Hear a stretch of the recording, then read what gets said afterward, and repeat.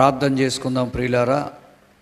అద్భుతంగా ఈ సాయంకాలం మరలా మనం ప్రభు పాదాల యొద్దకు రావడానికి, ఆయన్ని స్తుతించుకోవటానికి, మన పాపములు ఒప్పుకోవడానికి, ఆయన క్షమాపణ పొందుకోవడానికి, ఆయన ఆశీర్వాదం కొరకు వచ్చి ఉన్నాము. ప్రార్థన చేసుకుందాం. పరిశుద్ధుడా, ప్రేమగల దేవా, కృపగల దేవా, నీ నామమునకు స్తోత్రాలు, స్తుతులు, వందనాలు చెల్లించుకుంటున్నాం. ఈ సాయంకాల సమయమున నీ పవిత్ర వాక్యము ద్వారా మాతో మాట్లాడండి ప్రభువా.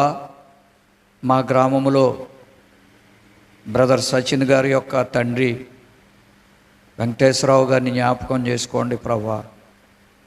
నాయన, నిన్ను నమ్ముకున్న బిడ్డ, విశ్వాసం ఉంచిన బిడ్డ, దేవాయన్ని మీ రక్తముతో కడిగి అద్భుతం చేసి ఆయనకు పరిపూర్ణ స్వస్థత, ఆరోగ్యాన్ని చేకూర్చండి. దీర్ఘాయువును ప్రసాదించుము. అనారోగ్యం, వ్యాధులతో ఉన్న ప్రతి బిడ్డను ముట్టండి. సమాధానం లేని ప్రతి కుటుంబంలో శాంతి, సమాధానం దయచేయండి. భార్యాభర్తల మధ్యలో, తల్లిదండ్రులు పిల్లల మధ్యలో. నా దేవా, నాయన, చింతల్లిని కూడా మీరు ముట్టండి. టైఫాయిడ్ నుండి పరిపూర్ణ స్వస్థత తండ్రి. నాయన, ప్రతి కుటుంబంలో స్వస్థత ప్రకటించుచున్నాము.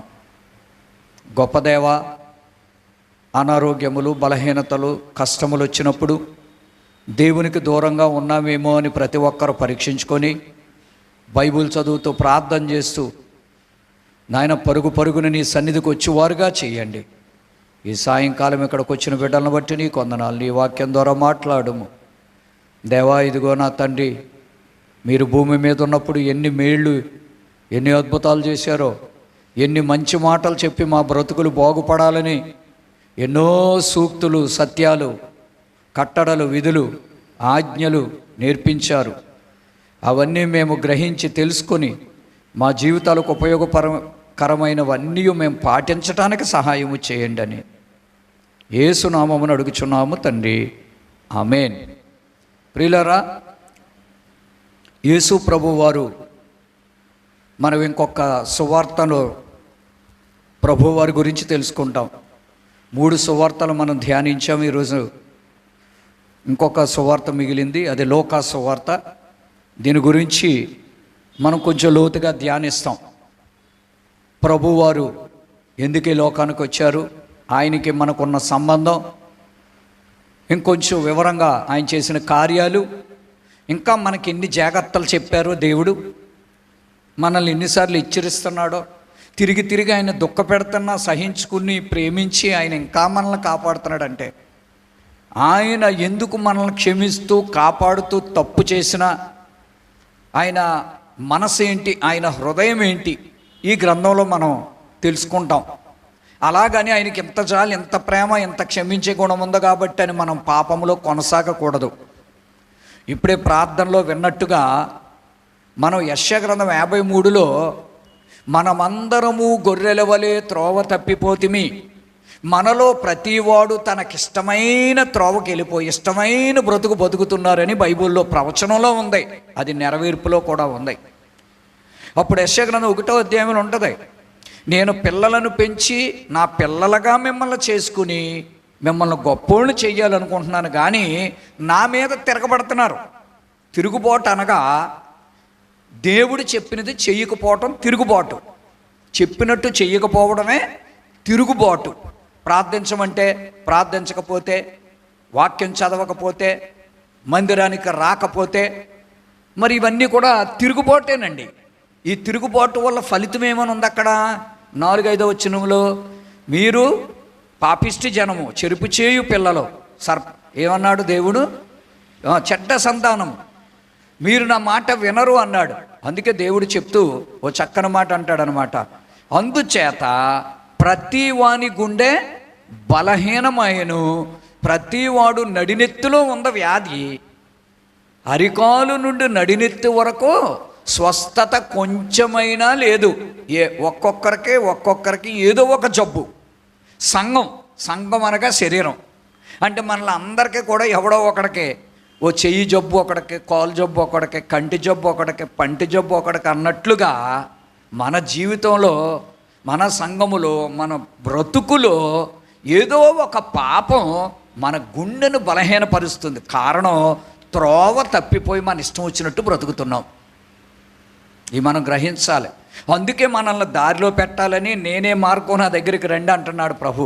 ప్రయాసపడి భారం మోసుకున్న వాళ్ళరా, నీ కష్టం నా మీద వెయ్యి, ఎందుకు కష్టపడతారు? నేను కదా మిమ్మల్ని కన్నాను, నా దగ్గరికి రండి, ఉచితంగా, నేను డబ్బు అడగలేదే, నా యొద్దకు రండి, ఉచితముగా నేను జీవజలం ఇస్తాను, మీరు బ్రతుకుతారు అన్నాడు దేవుడు. ఎంత బ్రతిమలాడాడండి దేవుడు. ప్రియులారా, ఎంతసేపు నిలువబెట్టి హృదయం అనే తలుపు యొద్ద ఆయన్ని ఏడిపిస్తారని ఉంది. మరి ప్రార్థనకు రానోళ్ళు దేవుడిని ఏడిపిస్తున్నట్టే కదా. అరే, అంత టైం లేదా మన జీవితానికి? మనం వంక పెట్టామంటే చాలా తీర్పు ఉంటుంది.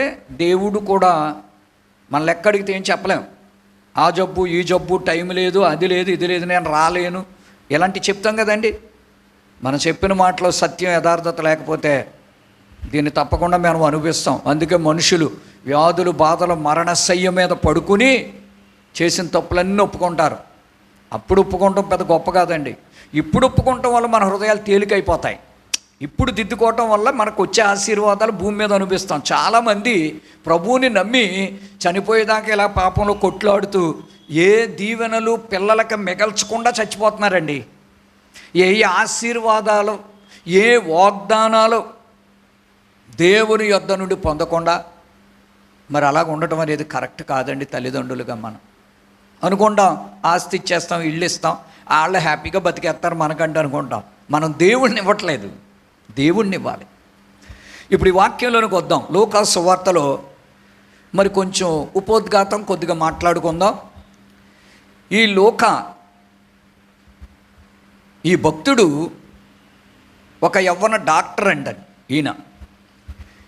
ఈ లోకా అనేటటువంటి పేరు గ్రీక్ పేరు అన్నమాట అండి. ఇతడు పెండ్లి చేసుకోలేదని వాక్యము, చరిత్ర చెప్తా ఉంది. ఈయన పేరు హీబ్రూ నేమ్. యాక్చువల్లీ లూక్ అంటే హీబ్రూ నేమ్. లూకు అనే పేరు గ్రీకులో, హీబ్రూలో కూడా పదం పలుకుతుంటుంది. దీని అర్థం ఏంటంటే, హెబ్రీ భాషలో meaning bringer of the light.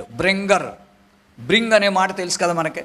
Bring, brought అని వాడతాం మనం, బ్రింగర్. కాబట్టి ఈ బ్రింగర్ అనేటటువంటి వర్డ్ అది నౌన్ అనమాట. ఇది యాక్చువల్లీ బ్రింగ్ అనేటటువంటిది వెర్బ్ వస్తుంది, కానీ బ్రింగర్ అనే పదం వాడబడింది. ఇది డిక్షనరీలోకి వెళ్తే ఇది కూడా ఉంది వర్డ్, అందుకనే నౌన్ అవుతుంది ఇది. కాబట్టి దేవుని యొక్క వెలుగును తెచ్చి ప్రజలకు ఇచ్చేవాడని అర్థం లోక అంటే. నిజంగా we also must be the bringer of the salvation, bringer of the light of God, bringer of the salvation of God, bringer of the heaven of God. దేవుని రాజ్యాన్ని, దేవుని వెలుగుని, దేవుని రక్షణను మనం ప్రజలకు తెచ్చి అందించే వాళ్ళలాగా ఉండాలి. ఈ మాట ఎంత బాగుంది. ఆయన మరి యూదుడు, అంతియొక్కకు చెందినవాడని రాయబడి ఉంది. ఆయన అద్భుతమైనటువంటి డాక్టర్ అని రాసి ఉంది. యేసు ప్రభు ఎన్నుకున్నటువంటి శిష్యుల్లో, ఆయన నమ్మినటువంటి భక్తులలో ఈయన ఒక గొప్ప భక్తుడు. మనం ఎప్పుడైనా జీవిత చరిత్ర మనం ధ్యానిద్దాం, ఇప్పుడు కుదరదు. క్రీస్తు శకము 63 నుండి 68వ శతాబ్దములో ఆయన ఉన్నాడు, ఇవి రాశాడు అని చెప్పబడుతూ ఉంది. ఈ యొక్క గ్రంథము యొక్క ముఖ్యోద్దేశం ఏంటంటే, son of man, kingship of Jesus. కాబట్టి యేసయ్య రాజు, దేవుని కుమారుడు అని ఇక్కడ చెప్పబడుతూ ఉంది. ఈ గ్రంథములో ప్రభువును గూర్చి సత్యాలన్నీ యేసు ప్రభు మరణించిన 27 సంవత్సరాల తరువాత ఈ గ్రంథము మనకు వచ్చిందండి, ఈ లోక సువార్త గ్రంథం. కాబట్టి ఆయన 84 సంవత్సరాల వయసు వరకు జీవించి దేవుని కొరకు హతసాక్షి అయిపోయాడు ఆయన. అది ఆయన జీవితం. ఇప్పుడు ఆయన ప్రభువు గురించి ఏం చెప్పారు, మనకేం అవసరం అనేటటువంటి విషయాలు మనం ఇందులోకి వెళతాం. మొట్టమొదటిగా ఆయన అద్భుతంగా బహు ఎక్కువగా క్రీస్తు ఈ లోకానికి రావడానికి బట్టి, క్రీస్తు జన్మము, ఆయన యొక్క సంతతి, తల్లిదండ్రులు, ఇక వంశావళులు అన్నీ కూడా చక్కగా వివరించాడు. అలాగే ఆ భక్తి జీవితం అంతా కూడా తన తల్లి యొక్క భక్తి, తండ్రి యొక్క భక్తి వివరించాడు. క్రీస్తు ఎలాగొచ్చాడు, ఎందుకంటే క్రీస్తులో ఏ పాపము లేదని చెప్పడానికి ఆయన జన్మ మనకే సాదృశ్యం. అయితే ఆయన ఈ లోకానికి వచ్చినప్పుడు పరలోకములో నుండి దేవదూతలే ఆయన పుట్టకముందే వచ్చేసారు. దేవదూతలు ఈ లోకంలోనికి, ఎందుకంటే అప్పటికే దేవదూతలు వచ్చి మరియమ్మతో మాట్లాడటం, యోసేపుతో మాట్లాడటం, ఇలాగా దేవుడు కాబట్టి ఆయన రాకముందే దూతలను పంపించాడు. ఇక ఆయన పుట్టాక ఇంకా వచ్చేసారు దూతలు, వచ్చేసి పరలోక సైన్య సమూహం వచ్చేసారు. మన దేవుడు పరలోకంలో ఇంత తేజోమయుడు కదా, ఆయన భూమి మీద పుడితే ఆయన రూపం ఎలా ఉంటుందో చూద్దాం, ఎవరు కడుపును పుట్టాడో, ఏ దేశంలో పుట్టాడో చూసొద్దామని దేవదూతల పరలోకంలోని దిగొచ్చాడు అండి. దేవుడు అనుమతిచ్చాడు. ఇప్పుడు నేను ఒక మాట నా మనసులోనికి వస్తుంది. ఏమిటంటే ఆ మాట, నిజముగా దేవునిని ప్రేమించి ఏ తల్లిదండ్రులు ప్రార్థనతో, భక్తితో ఒక బిడ్డకు జన్మనిస్తారో, కుమారుడు కానీ కుమార్తె కానీ, పవిత్రమైన వివాహాలతో ఎప్పుడైతే బిడ్డకు జన్మనిస్తారో పవిత్రమైన వాగ్దానాలు పొందుకొని అలాంటి బిడ్డల కోసం చూడడానికి దేవుడు వస్తాడు భూమి మీదకి. దేవదూతలు వస్తారు. అబ్రహాము ప్రార్థన చేసి ఇస్సాకును కన్నప్పుడు ఏంటి అక్కడికి 3 దేవదూతలు వచ్చారు. దేవదూతలు వస్తారండి పరిశుద్ధుల దగ్గరికి. యోహాను ఎంత పరిశుద్ధుడు, జకర్యా, ఎలిజబెత్ లేరు, ముందే వచ్చేసాడు దేవదూతలు వస్తారు. సంసోను సహితం పరిశుద్ధుడని రాయబడి ఉంది, ఆయనకు ముందు దేవదూతలు వచ్చారు. చాలామందితో మన కడుపులో మంచి పవిత్రమైన దేవుడిచ్చే బిడ్డలు, దేవుడు కొరకు బతికే బిడ్డలు నీ కడుపున పుట్టబోతే దేవుడే ముందు వచ్చి నీ ఇంట్లో కూర్చుంటాడో, నీ చుట్టూ దేవదూత కాపుదలు ఉంటుంది. అలా లేకపోతే మనం ప్రార్థన చేయాలి. మన పితరుల దోషం ఏదైనా పాపము మన గర్భంలో పుట్టబోయే బిడ్డ మీదకి రాకుండా ప్రార్థించాలి. అందుకే పుట్టిన తోడనే అబద్ధములు కల్పించి చెడిపోతున్నారని ఉంది బైబిల్లో. మరి పుట్టిన తోడనే యేసయ్య, బాప్తిస్మం ఇచ్చే యోహాను అలా లేరు కదండి. కాబట్టి ఇది నాకు చాలా అద్భుతమైన విషయం. మనం అంత కృపను పొందుకోపోయినా మనం అనేకుల కొరకు అలా ప్రార్థించాలి. భూమి మీద పుట్టబోయే ప్రతి బిడ్డ దేవుని చిత్తానుసారంగా పుడితే దేవుని కొరకు బ్రతుకుతారు, దేవుని రాజ్యాన్ని కడతారు. అట్టి బిడ్డలు దేవుడు ప్రతి ఇంట్లోనూ నూతన దంపతులకు అనుగ్రహించును గాక. ఇక్కడ మన వాక్యంలోకి వస్తే ఆ పుట్టిన క్రీస్తులో ఉన్న గొప్ప గుణం ఏంటి, ఆయనకి మనకి సంబంధం ఏంటంటే, మనం 2వ అధ్యాయంలో 25వ వాక్యంలో మాట చూస్తాం. ఆయన వెలుగుగా వచ్చాడని, మహిమకరమైన అద్భుతాలు చేస్తాడని,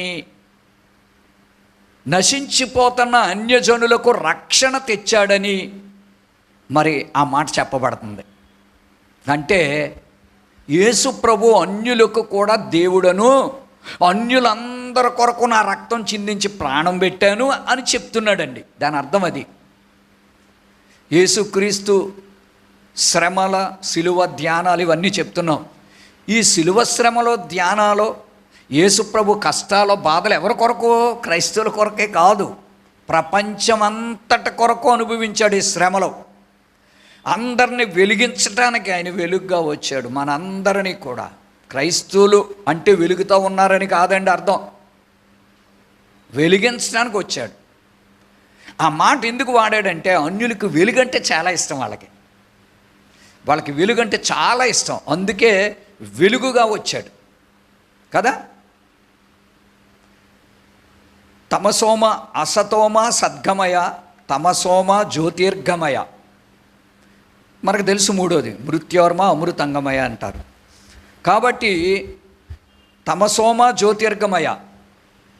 కాబట్టి దేవుడు ఏం చెప్తున్నాడంటే, చీకటిలో నుండి ప్రజలందరినీ ఆయన వెలుగులోకి తేవాలని, అదే శాశ్వతమైన వెలుగని. ఆ వెలుగులోకి వస్తేనే మనం ఎలా బ్రతకాలి, ఎలా జీవించాలో, మన లైఫ్ ఏంటో, ఎక్కడి నుండి వచ్చామో, ఎక్కడికి వెళతామో మరణం తర్వాత ఆ వెలుగులోనే చూసుకోగలం. అందుకే ఆయన వెలుగులోకి రావాలి. ఆయన వెలుగు మన మీద పడాలి, చాలా ప్రాముఖ్యం. ఆ తర్వాత మనం ఏం చూస్తామంటే ఒక అద్భుతమైన మాట 35వ వచనంలో చూస్తాం. అక్కడ దేవుని మందిరములో ఒక విధవరాలు ఉంది, ఆషేరు గోత్రికురాలంట. ఆమె పేరు అన్న, పనుయేలు కుమార్తె అని ఉంది. కాబట్టి ఆవిడ ప్రవక్తిని అని చెప్పబడుతుంది. వృద్ధులు భర్త చనిపోయిన తరువాత చాలామంది విధవరాండ్రు ఉంటారు. తిమోతి పత్రికలో మాటలు రాసి ఉన్నాయి. 60 ఏళ్ళు దాటిన తర్వాత వృద్ధులు ఇంకా చెడు మార్గాల్లో వెళ్లకుండా, పెళ్ళిళ్ళు చేసుకోకుండా ప్రభువు కోసం మందిరాల్లో ప్రార్థన చేస్తూ ఉండాలి. ఈవిడైతే చాలా అద్భుతం అండి. చిన్న వయసులో 7 సంవత్సరాలే పెళ్లి చేసుకుని భర్తతో ఉంది, ఆయన చనిపోయాడు. 84 సంవత్సరాలు ఇంకా పెళ్లి దలుచుకోలేదు ఆవిడ. యవ్వన వయసులో ఉంది, చేసుకోవచ్చు, కానీ చేసుకోకుండా దేవుని మందిరంలో ప్రార్థన చేస్తూ, వచ్చినోళ్ళకి వాక్యం చెప్తూ, ఆ మందిరంలో ఒక తల్లిగా, ప్రార్థన చేసే తల్లిగా ఉంది. ఎంత ప్రార్థన! ఈ దినాలలో నేను కూడా అనేక మందిని పిలుస్తున్నాను. విధవరాండ్రు, వృద్ధులైన వాళ్ళు వచ్చి ఇక్కడ కూర్చుని ప్రార్థన చేయండి అంటే ఇంటింటికి తిరుగుతున్నారు. కానీ అవన్నీ తిమోతి పత్రికలో రాసున్నాయి, చాలా భయంకరంగా రాసున్నాయి. అవి ఇప్పుడు ఆ సందర్భం ఎత్తుకుంటే సమయం సరిపోదు. వాళ్ళంట ఇంటింటికి తిరుగుతూ బద్ధకరాండ్రై బహుగా పాడైపోతారని బైబిల్లో రాసుంది. అది ఆ సబ్జెక్టు కూడా ఇప్పుడు నేను మాట్లాడటానికి అవదు. మనం ప్రభు గురించి వెళ్తున్నాం, అది డైవర్ట్ అయిపోద్ది. కాబట్టి ప్రార్థించాలి. ఎందుకు ప్రార్థించాలంటే ప్రభువుని బాధ పెట్టి అవమానపరిచి ఇంకా ఆయన ఆశించే మెట్టుకి ఏ ఉద్దేశంతో ఈ లోకానికి వచ్చాడు, ఏ ఉద్దేశంతో ఇన్ని శ్రమలు అనుభవించి ప్రాణం పెట్టాడో అది మనం నెరవేర్చట్లేదు. అది అసలైన పాయింట్.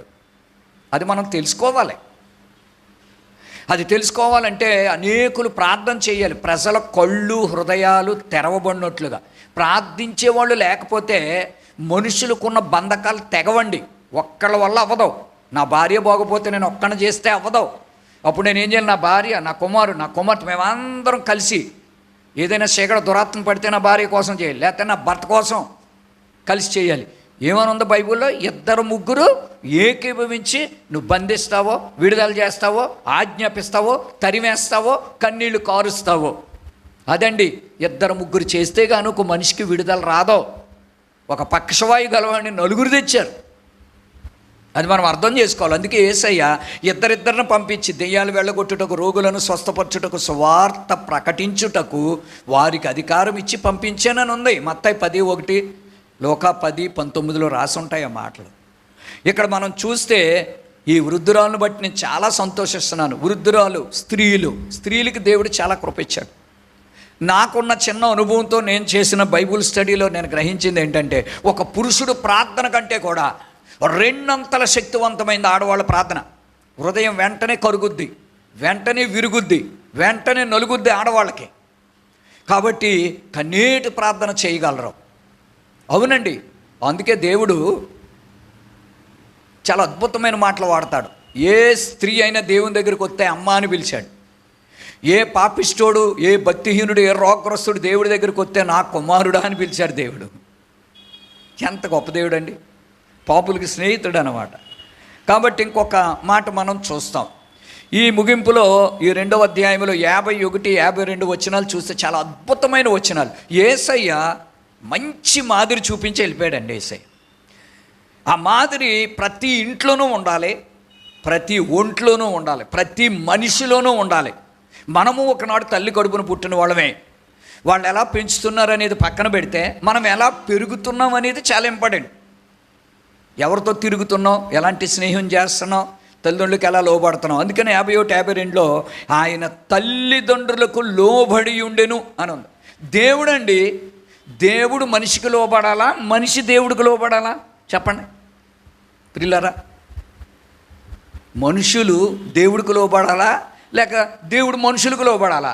దేవుడయ్యుండి తల్లిదండ్రులకు ఎలా లోబడ్డాడు? దేవుడే తల్లిదండ్రులకు లోబడితే నరమాత్రులు మనము మనకు జన్మనిచ్చి లోకంలో ఒక విలువనిచ్చిన తల్లిదండ్రుల మీద తిరగబడకూడదండి, దూషించకూడదండి, బూతులు తిట్టకూడదండి, భయపెట్టకూడదండి, బైబుల్ అంతా రాశాడండి. మొదటి యోహాను పత్రిక వరకు ఉందండి. ఆది కాండంలో ప్రారంభించాడండి దేవుడు. తల్లిదండ్రుల యొక్క విలువను గ్రహించిన వాళ్ళు దీవించబడ్డారు. చరిత్ర లేకుండా వెళ్ళిపోయారు. తల్లిదండ్రుల మాట వినలేని వాళ్ళు చాలా భయపడాలి. మా తండ్రికి చదువు లేదు, మా తల్లి మంచిది కాదు, తండ్రి తాగుబోతు, మందు తాగుతాడు, సిగరెట్ కోల్తాడు, ఇవన్నీ కాదు. నీకు జన్మనిచ్చిన తండ్రి, ఆయన లేకపోతే నీకు జన్మ లేదు. తండ్రిని అంటే నువ్వు ప్రేమించాలి, ప్రార్థించాలి, ఆయన్ని మార్చమని ప్రభువుని అడగాలి తప్ప ఆయన చదువుకోకుండా నిన్ను బాగా చదివిస్తే నేను పెద్ద చదవరే, వాళ్ళకి ఏమీ తెలియదు, వాళ్ళకి ఏం చెప్పక్కర్లేదు, అది చాలా తప్పు. అలాగ ఉండకూడదు. యేసయ్య ఇక్కడ 52లో ఈ మాట మనం అందరం నేర్చుకోవాలి. ప్రతి ఇంట్లో ఈ బోర్డు ఉండాలండి. యేసుక్రీస్తు గృహానికి అధిపతి, మేము క్రైస్తవులు. ఈ బోర్డులు కాదు. ఇక్కడ ఏంటి? యేసు జ్ఞానమందును, వయసునందును, దేవుని దయందును, మనుషుల దయందును వర్ధిల్లుట, ప్రాస్పరస్,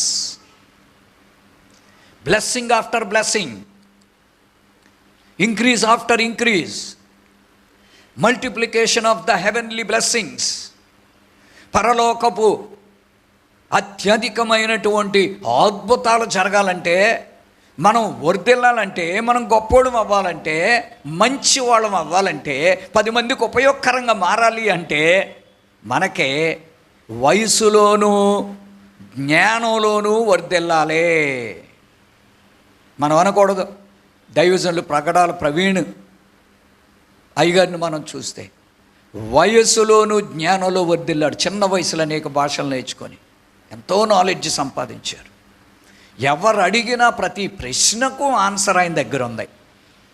చిన్న క్రీస్తు కదా, మీరు క్రీస్తులు అంటాడు బైబుల్లో. మీరు దైవములను మీకు తెలుసా అని అడుగుతాడు దేవుడు. దైవంలాగా ఉన్నామా, దెయ్యంలాగా ఉన్నామా మనం? దేవుడేమో మనల్ని ఎంత చక్కగా చూస్తున్నాడు. మనం అర్థం చేసుకోవాలి. మనుషులు దయ, దేవుని దయ. అందుకే మనుషులందరితో కూడా సత్సంబంధం కలిగి ఉండాలి కదా అని వాళ్ళ పాపాలు చేస్తే అందులోకి వెళ్ళి దూరకూడదు. వాళ్ళ తప్పులు చేస్తే దానికి మనం ఏకీభవించకూడదు. చాలా జాగ్రత్తగా ఉండాలి. మనుషులందరూ కావాలి, ఎవరిని ద్వేషించకూడదు, అందరినీ ఆకర్షించుకోవాలి. అలాగే మనకు వర్ధిల్లాలి అనేది చాలా ప్రాముఖ్యం. అలాగే క్రీస్తు ప్రభు ఒక చక్కని మాటతో ఈ లోకానికి వచ్చాడు. అది మనం ఇంతకు ముందు చదివాం, మళ్ళీ ఒకసారి గుర్తు చేస్తాను. పాప క్షమాపణ, మారు మనస్సు, బాప్తిస్మము, రక్షణ, ఈ 4 మాటలు పరలోకం నుండి తెచ్చి, అది మొదట యోహాను కూడా బోధించాడు 3:3లో. అలాగే యేసుక్రీస్తు వారు కూడా 4వ అధ్యాయంలో బోధించడం జరిగిందండి. పశ్చాత్తాపము, మారు మనస్సు, బాప్తిస్మము, రక్షణ, వీటిలో లోతైన అనుభవాలు కావాలి. ఇవి దైవజనులు బాగా స్టడీ చేసి సంఘాలకు వివరించాలి. ఇది మతము కాదు, ఎవరినే మతాల కులాలకు సంబంధించింది కాదు. ఇది ఈ శరీరంతో ఇలా ఉంటాం, లోపల ఒక ఆత్మ ఉంది. మనిషి చనిపోయాక ఆత్మ దేవుడి దగ్గరికి వెళ్తుంది, తీర్పు ఉంది. ఈ గ్రంథమును చదివి సత్య ప్రకారము జీవిస్తేనే పరలోకం, లేకపోతే నరకమని చెప్పడానికి ఆత్మీయ జీవితం కొరకు మాత్రమే ఇది అని వివరించాలండి. కాబట్టి ఇక్కడ మనం 4వ అధ్యాయంలోనికి వచ్చినప్పుడు మనం ఇక్కడ ఒక మాట చూస్తామండి. యేసుక్రీస్తు ప్రభువారు ఓ మాట చెప్తూ ఉంటారు. ఏమని చెప్తారంటే 23వ వాక్యంలో యేసయ్య అంటారు, వైద్యుడా నిన్ను నీవు స్వస్థపరచుకో. ఓ మాటలో చెప్పాలంటే ఇది రాసినటువంటి భక్తుడు కూడా వైద్యుడే. నా గురించి రాయండి, పాట పాడండి, నా చరిత్ర రాయండి, నా గురించి వాక్యం చెప్పండి, ఏదైనా చెయ్యండి, కానీ నీవు స్వస్థత పొంది ఉన్నావా? ఆత్మీయ స్వస్థత నువ్వు కరెక్ట్గా ఉన్నావా అని అడుగుతున్నాడు దేవుడు సూటుగా అడుగుతున్నాడు. వాయిద్యాలు వాయించేవాళ్ళని, సాక్ష్యం చెప్పేవాళ్ళని, బైబిల్ ఉత్తర ప్రత్యుత్తరాలు చదివేవాళ్ళని, ప్రసంగం చేసేవాళ్ళని, ప్రార్థన చేసేవాళ్ళని, డైరెక్టర్స్ని, కన్వీనర్స్ని, అందరినీ అడుగుతున్నాడు దేవుడు. సంఘంలో ఉన్న ప్రతి ఒక్కరిని అడుగుతున్నాడు, నిన్ను నీవే స్వస్థపరచుకో, నువ్వు ఆరోగ్యంగా ఉండు, నా ఆరోగ్యకరమైన వాక్యం ప్రజలకు బోధించు. ఆరోగ్యాలు లేవు జనాలకే, నా స్వస్థత కావాలి జనాలకే. శారీరకంగా దొరుకుతుంది కానీ ఆత్మీయ స్వస్థత మందిరంలో తప్ప, 10 మంది కలిసి ప్రార్థిస్తే తప్ప రాదండి. నాకు మందిరం వద్దు, సేవ వద్దు, నా ఇష్టం వచ్చినట్టు తిరుగుతానంటే అంత సులువుగా రాదు. ప్రజలు మందుల మీద, డాక్టర్ల మీద ఆధారపడిపోతున్నారు. అది మంచిదే, అది కొంతవరకే. ఆత్మ ఉన్నది కదా. మనిషి 2 పార్ట్స్, భౌతిక శరీరం, ఆత్మీయ శరీరం, 2 పార్ట్స్. అవుట్ సైడ్ అన్నీ కూడా మెడిసిన్స్ వల్ల తగ్గిపోతాయి, ఇన్సైడ్ తగ్గవు కదండి. ఇన్సైడ్ ఆత్మీయులు తెరవబడాలంటే ట్యాబ్లెట్లు లేవు. నీ హృదయంలో విరిగి నలిగిన మనసు రావాలి, నీలో ఉన్న చెడుగంతా పోయి అందరి మీద ప్రేమ రావాలంటే సెలైన్లు కానీ, టానిక్లు కానీ, ట్యాబ్లెట్లు కానీ ఏమీ లేవు. కోపం వచ్చేస్తుంది, తగ్గిపోవటానికి ఏ ట్యాబ్లెట్ లేదు. కక్ష పెట్టుకున్న ఎవరిని చంపేద్దామని చూస్తున్నావు, ప్రేమించే మనసు రావాలంటే ట్యాబ్లెట్ లేదు. క్షమించడానికి ట్యాబ్లెట్ లేదు. కలవరంతో నిండిపోయి నిద్ర పట్టట్లేదు. సమాధానం కొరకు ఏ యొక్క ఆయింట్మెంటు లేదు. మనం తెలుసుకోవాలి ప్రియులారా. 2 పదార్థాల కలయిక, ఒక్క శరీరాన్ని చూసుకుంటే సరిపోదు. మనం ఏమండి ఆత్మను కూడా చూసుకోవాలి. ఈ ఆత్మ ఎలాంటిదో చెప్పనా? ఒక కారు కానీ, బండి కానీ, ఒక వాహనాన్ని మనం కొత్తది కొనుక్కున్నాం, లక్షలు పెట్టి, సూపర్గా ఉంది. దాన్ని చూసుకుని ఆనందపడిపోయి అందరికి చెప్తే సరిపోదు. అందులో పెట్రోల్ లేకపోతే వెళ్ళదు బండి. పెట్రోల్ కావాలి. ఆత్మ జీవితం పెట్రోలు. అది లోన్ ఉంటుంది, అది బయటకు కనపడదు. బయటకు ఆ పార్ట్స్ అన్నీ కనపడతాయి, లోపల అసలైంది అది లేకపోతే వేస్ట్. ఇంకా అది పెట్రోల్ అవనే, ఛార్జింగ్ చేసే బ్యాటరీ అవనే, ఏ సిస్టమ్ అవనే, భక్తి కూడా అంతే. కాబట్టి ప్రియులారా, దాని అర్థం ఏంటంటే, మనం దేవుడి దగ్గరికి వచ్చినప్పుడు నేను ఎంత రోగంతో ఉన్నాను, ఎంత ఆరోగ్యంతో ఉన్నానని చూచి, ఆయన పరమ వైద్యుడు కాబట్టి మనం ఆయన దగ్గర స్వస్థత పొందుకోవాలని వాక్యం చెప్తా ఉంది. ఆ తర్వాత ఇంకొక మాట చెప్పారు ప్రభు. ఎందుకు చెప్పారో నేను చెప్తాను. 43వ వచనంలో 4వ అధ్యాయంలో అంటారు, నేను మీకు సువార్త ప్రకటించుటకు నేను వచ్చాను. దెయ్యాలు వెళ్ళగొట్టడం మెయిన్ కాదు. దెయ్యాలు ఎందుకు వెళ్ళగొడుతున్నాను, అద్భుతాలు ఎందుకు చేస్తున్నాను తెలుసా? మీరు నన్ను నమ్మి నేను చెప్పే ప్రతీదీ మీరు పాటిస్తారని చేస్తున్నాను అన్నాడు దేవుడు. ఏమి నమ్మాలి? అద్భుతాలు చూసి అన్నాలు పెడితే అద్భుతాలు చేస్తే అవి చూసి ఆనందపడటం కాదు అంటాడు. నేను సువార్త ప్రకటించుటకు పంపబడి తిని 43వ వచనం. ఎంత అద్భుతమైన మాట. నిన్ను నన్ను దేవుడు మందిరానికి ఎందుకు తెస్తాడు తెలుసా?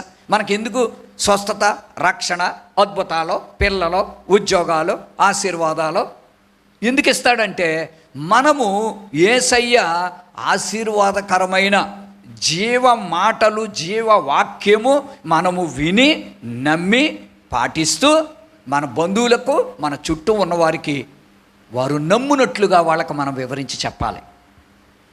ఇది చాలా ప్రాముఖ్యమండి. అనవసరమైనవి ఇతరులకు ఎన్నో చెప్తాం, అవసరమైనవి మనం చెప్పలేకపోతున్నాం. అది గమనించాలి. తర్వాత 5వ అధ్యాయంలోనికి మనం వచ్చినప్పుడు మనం ఏం చూస్తామంటే, ఇక్కడ దేవుని వాక్యంలో ఇక్కడ ఒక అద్భుతమైన మాట యేసయ్య చెప్తాడు. ఆయనకి మనకున్న కాంటాక్ట్స్ గురించి చెప్తున్నాను నేను.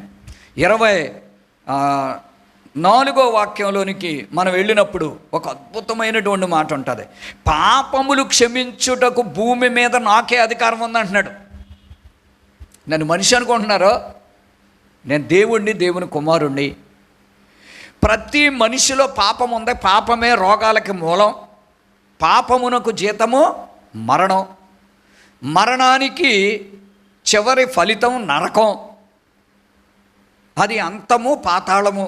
కాబట్టి ప్రతి మనిషిలో పాపం ఉంది. కాబట్టి ఆ పాపము క్షమించటము అనగా దాన్ని నీలో నుండి తీసేసి అది నీలోనికి రాకుండా చేయగలిగిన వాడిని నేనే.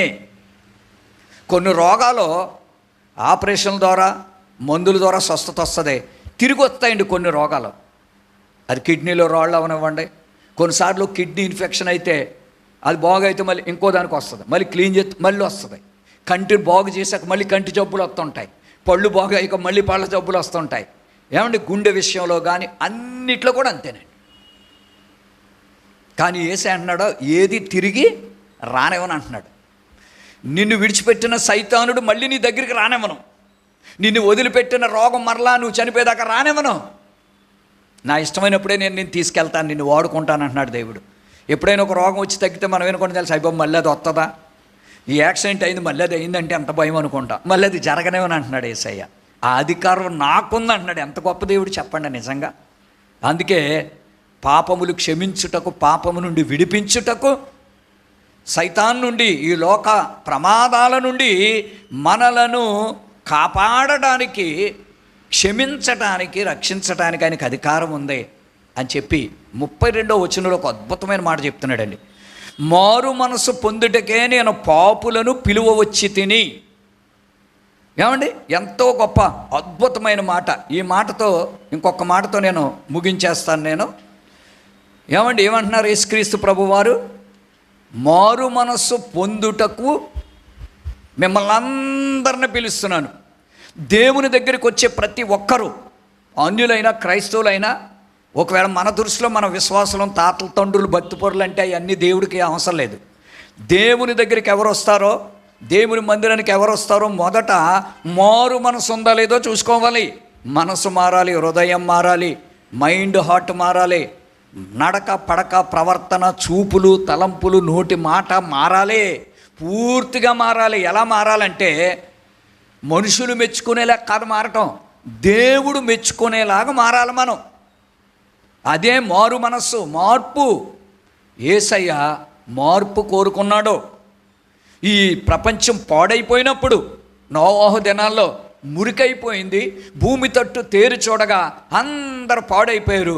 నరుని యొక్క తలంపులలోని ఊహాంతయు కేవలము ఎల్లప్పుడూ చెడ్డదని భూమి మీద నరులను చేసినందుకు దేవుడు చాలా బాధపడ్డాడు. ఇంత మంచి సృష్టి, పశుపక్షాదులు, జంతువులు, ఆహార పదార్థాలు, చెట్లు అన్నీ ఇచ్చాను, మనుషుడు అన్నీ పాడు చేశాడు. పాడైపోయిందిగా, మళ్ళీ శుభ్రం చేసేద్దామని నోవాహు దినాన్ని అంతా శుభ్రం చేశాడు. ఇప్పుడైతే ఆ నోవాహు తర్వాత మళ్ళీ మురికి చేసేసారు. ఇంకా ఎక్కువ మురికి చేసేసాం లోకాన్ని, మనసుల్ని, మనుషులను, మనల్ని మనం.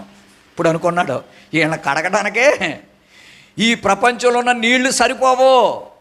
నోవాహు దినాల్లో నీటితో కడిగేశాడు, కానీ నా రక్తంతో కడిగేద్దామని దేవుడు శిలువ మీద తన ప్రాణాన్ని పెట్టి ప్రపంచం అంతటి కొరకు తన రక్తాన్ని ఇచ్చాడండి.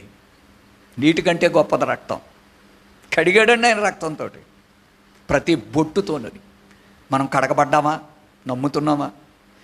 రక్తంతో కడిగాడంటే ఎంత ప్రేమిస్తున్నాడు. ప్రార్థనకు రారా మీరు? మీకు ప్రార్థన లెక్కలు ఉండవా? దేవుడి సన్నిధి ఇష్టం ఉండదా? ఎంత చీకటి మీలో ఉంది నా బిడ్డలారా. సైతాను మిమ్మల్ని మోసం చేస్తున్నాడు. ఏలాగా ఉండదండి బాబు. దేవుడు లేకుండా మనం దేనిని కలిగి ఉన్నా, అది ఆరోగ్యమైన, డబ్బు అయినా, సుఖమైన, ఏదైనా ఉండదండి ప్రియులారా. ఆయన పాదాలు వదలకండి అయ్యా, ఆయన సన్నిధి వదలకండి. మీ కొరకు ప్రార్థించే మందిరాలు ఉన్నాయి, దైవజనులు ఉన్నారు, విశ్వాసులు ఉన్నారు. వారి ప్రేమ, వారి ప్రార్థనల ద్వారా వారితో కలిసి ఉండండి. ఆశీర్వాదాలు ఉన్నాయి. ముగింపులు ఈ మాట చెప్తాను నేను. పాపుల కోసం వచ్చాను, క్షమించడానికి వచ్చాను, ఇన్ని మాటలు చెప్తున్నాడు కదా. చెప్తూ నాకు నచ్చినవి ఏంటంటే, ఈ 6వ అధ్యాయంలో ఒక చక్కని మాట చెప్తాడు. ఏమని చెప్తాడంటే, యేసయ్య 27వ వచనంలో నుండి మనం చూస్తే ఈ చాలా అద్భుతమైన మాటలండి. ఈ గ్రంథంలో చాలా బాగుంటాయి 6వ అధ్యాయంలో. ఇవన్నీ మనమందరం పాటించాలి. దేవుడి దగ్గరికి వచ్చేవాళ్ళు ప్రతి వాళ్ళు పాటించాలి. ఏదో స్వస్థత కొరకు వచ్చి, అద్భుతం కొరకు వచ్చి వెళ్ళిపోతే కుదరదు. ఎవరు పాటించగలరంటే దేవుడు చెప్పిన మారు మనసు పొందినోడే చేయగలవి.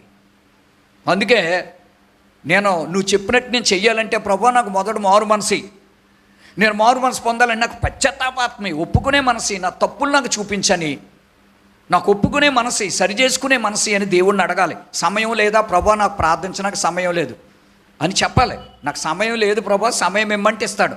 ఈరోజు ఉదయం ఒక ఆయనతో చెప్తున్నాను, ఏమండి మీరు ప్రార్థన చేస్తారంటే, నాకు టైం ఉండదండి అసలు అంటున్నాడు. మరి నువ్వు క్రైస్తవుడు అంటే క్రైస్తవుడు అంటున్నాడు. పొద్దున్న ఎవరొకరు వాక్యం పెడతారండి, ఆ వాక్యం చూసుకుంటానండి అంటున్నాడు. ఎంత సాతానుడు మోసం. అది కరెక్ట్ అండి? తప్పు కదండి? ఆత్మీయ ఆహారం కదండి వాక్యం. ఇక్కడ ఈ మాటలు చూసుకుని ముగించుకుందాం. 27వ వచనంలో యేసు ప్రభు వారిలో ఉన్న గొప్పతనం ఈ భూమి మీద ఎవరిలో లేదు. ఆయన చెప్పిన మాటలో ఎక్కడ ఏ గ్రంథాల్లో మీకు దొరకవు ఇంత తేటగా. ఒకవేళ అవి ఉర్దూలో ఉన్నా, వేరే వేరే భాషల్లో ఉన్నా, తర్జుమా చేసి చూసుకున్నా కూడా ఇలాంటివి ఉండవు. 27వ వచనంలో మనం ఏం చూస్తామంటే, 27 నుండి 32 వరకు చూస్తే ఏంటాడు చూడ, 32 కూడా కాదు, 37 వచనాలు మనం చూస్తే 27 నుండి 37లో మొదట శత్రువులను ప్రేమించు. ఎవరు చెప్తారండి మాట?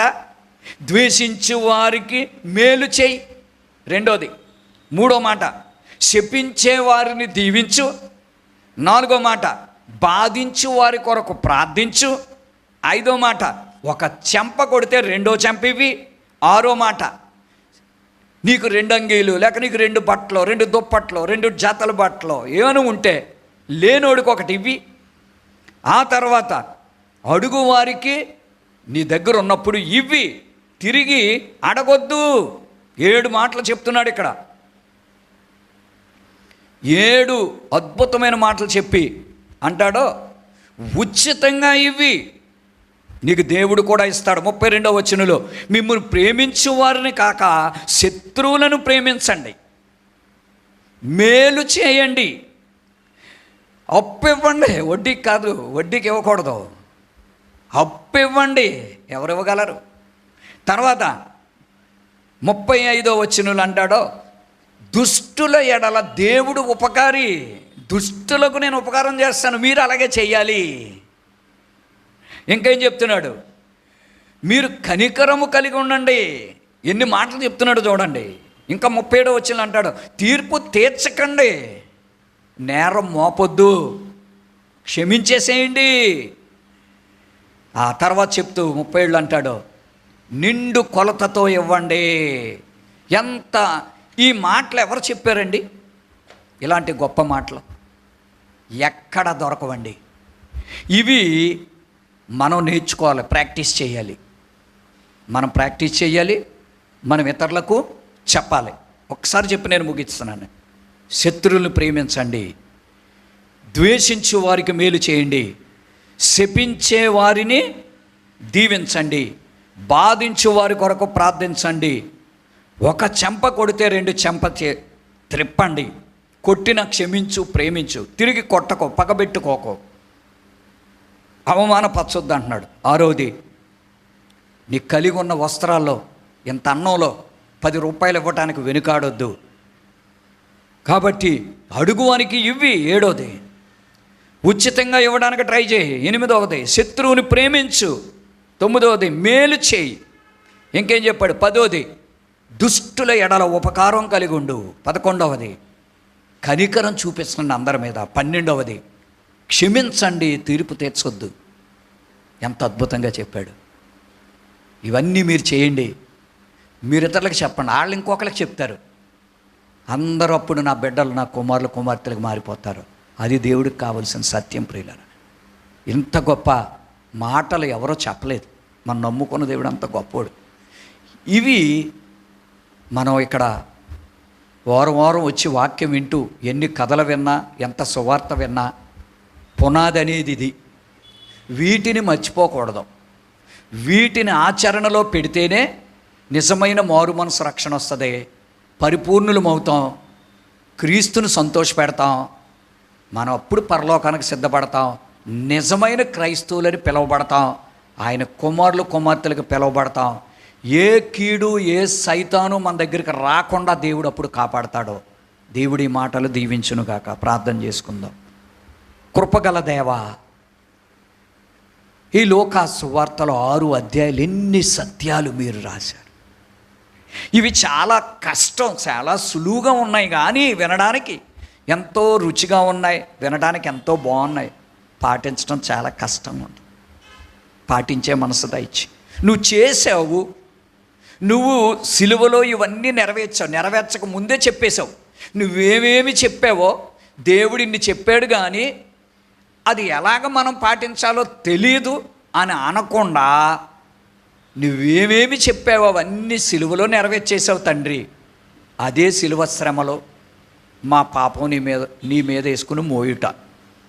కాబట్టి ఇది చెయ్యలేము, ఇది కష్టమో, ఇది కుదరదో, నా బాధలు మీకు తెలియదు, నా కష్టాలు పాస్టర్ గారికి తెలియదు, ఎవరికే తెలియదు, నాకు దేవుడికి తెలుసులే, నన్ను దేవుడు దీవించేస్తాడు, కాపాడేస్తాడు, నాతో ఉంటాడు అనుకుంటాం అనేది గుడ్డితనమని, తప్పని, పాపమని దేవుడిచ్చే తరుణాలన్నిట్లో రాకముందే, నీకు సమయం అయిపోకముందే ప్రతి బిడ్డ విధేయులైన వాళ్ళు తగ్గించుకొని సరి చేసుకొని బాగుపడినట్లుగా నాయన అలాంటి బిడ్డలందరికీ సహాయం చేయి, మాకును సహాయం చేయి. ఇంత విలువైన గొప్ప మాటలు మా అందరి హృదయములో నెరవేరునట్లుగా మీ పరిశుద్ధాత్మ సహాయం మాకు దయచేసి ఈ వాక్యం మా హృదయం ముద్రింపచేసి దీవించమని యేసు నామముని మనవులు అడుగుచున్నాము తండ్రి, ఆమేన్. తండ్రి యొక్కయు కుమారుని యొక్కయు పరిశుద్ధాత్మ త్రియేక దేవుని సన్నిధి మనకి తోడయుండునుగాక, ఆమేన్.